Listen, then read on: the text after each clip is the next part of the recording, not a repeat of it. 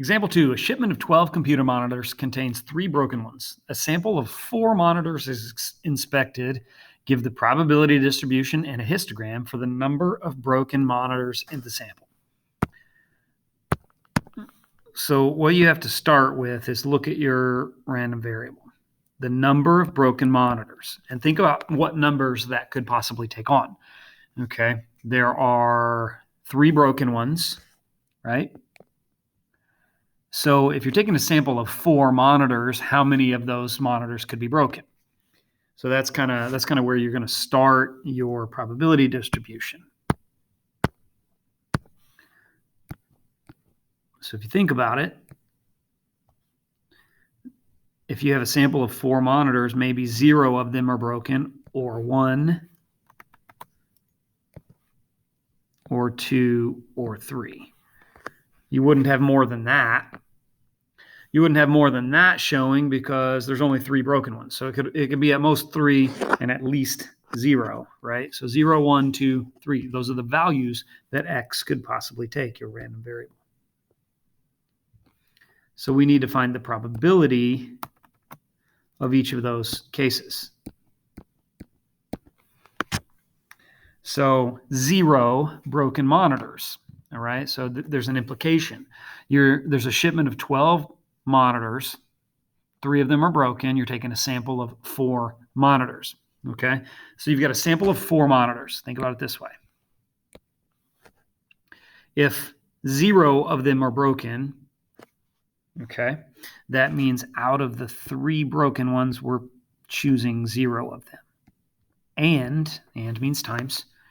There must have been 9 good ones, and of those 9 good ones, we're choosing 4.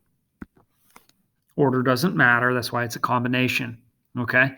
So we're picking 0 of the broken ones and 4 of the good ones. That's your numerator for your probability, okay? Probability is part over total, so that's the part. And then the total, think about there are 12 monitors total, and we're choosing 4 total, okay? So on a calculator, you want to do, well, 3 choose 0. We should know what that is. 3 choose 0 is 1, okay? So we've got 3 choose 0 times 9 choose 4 divided by 12 choose 4. Give me about 0.2545.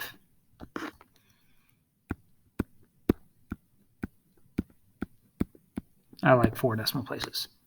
All right, now, for 1 broken monitor, we do the same thing. For 1 broken monitor, though, that means 3 choose 1 and 9 choose 3. That means we're picking 3 of the good ones and 1 of the broken one out of 12 choose 4. So do the same kind of calculation. 3 choose 1 times 9 choose 3 out of 12 choose 4. That's your total, part over total, 0.5091.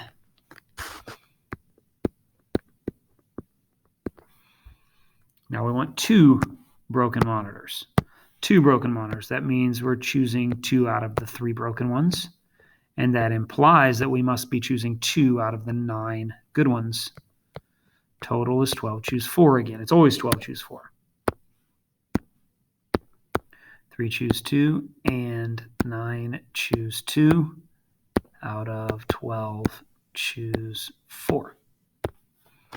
0.2182.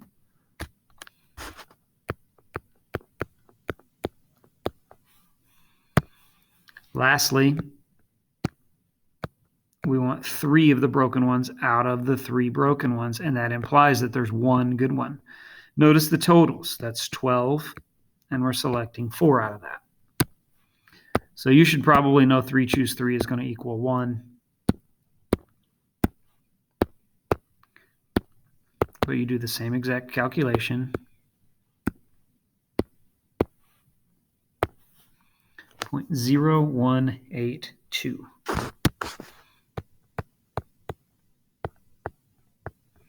And there's your probability distribution. That's a table of all of the probabilities for this problem. Okay, notice those numbers are supposed to add up to 1 because that's all of the probabilities. All right, so that's your probability distribution. Now we also need a histogram. So your histogram is just going to be a table, or a bar graph. And down on the bottom, we're going to have 0, 1, 2, 3. Those are the x values. And along the side, we're going to have the probability values. Okay. Now, we need to go up no higher than 1, but we don't really have to go up all the way. Let's go 1, 2, 3, 4, 5, 6. So 0.1, 0.2. I don't really have to label all of these, but let's go for it. We don't have to go all the way up to 1. We just need to go up as high as we need to go. So for 0 broken monitors, the probability of that was about 0.25. So let's draw a bar graph. That goes up to about 0.25. Okay. For 1, it's a little bit more than 0.5.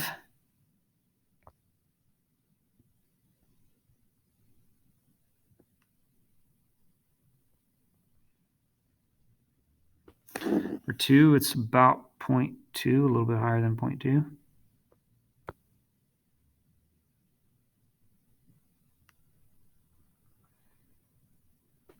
Three is very, very low, 0.01. So it's a very low number. Let's just draw a little bitty one right there. Now, it wouldn't hurt to go ahead and label the numbers on there since it's hard to tell. So the first one was 0.2545. The second one was 0.5091, 0.2182, and 0.0182. So there's your histogram. That's what they needed. All done with that one. Okay, let's move on.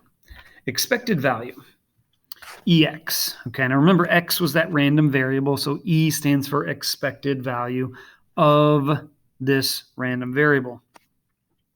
So what you have to do is you have to take each of the individual X values times its corresponding probability and then add up each of these products. So however many X's there are going to be the same number of probabilities. You just keep adding them up.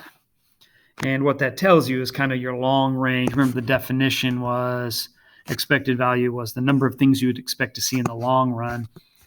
I don't want to use the word average, but it kind of reminds me of average.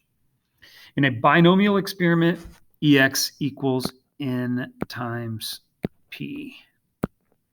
Oh my gosh. All right, so you've got two different formulas for finding the expected value.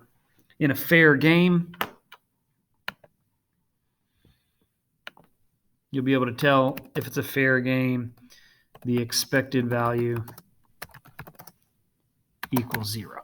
All right, so anything else, if you get a fair game that's anything other than 0, it's not a fair game. It's not called fair. Number 3, the probability distribution for the number of broken monitors is shown below. Okay, so that's the chart that we just came up with, right? We just did that. We just did the math. We found those same numbers. What is the expected number of broken monitors found? So all you do really is you take multiply, you take all of these products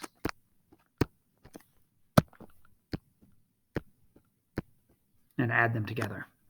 Okay, so 0 times 0.2545 plus 1 times 0.5091 plus 2 times 0.2182 plus 3 times 0.0182.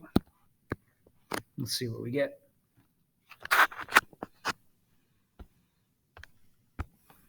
Of course, we know 0 times 0.2545 is going to be 0, but I'm going to put it on there anyway. Plus 1 times 0.5091 plus 2 times 0.2182 plus 3 times 0.0182. 1.0001.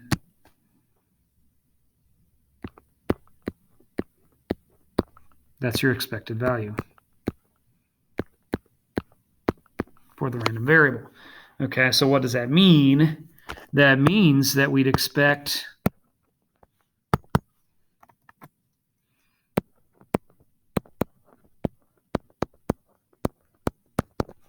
one broken monitor in that sample of 4.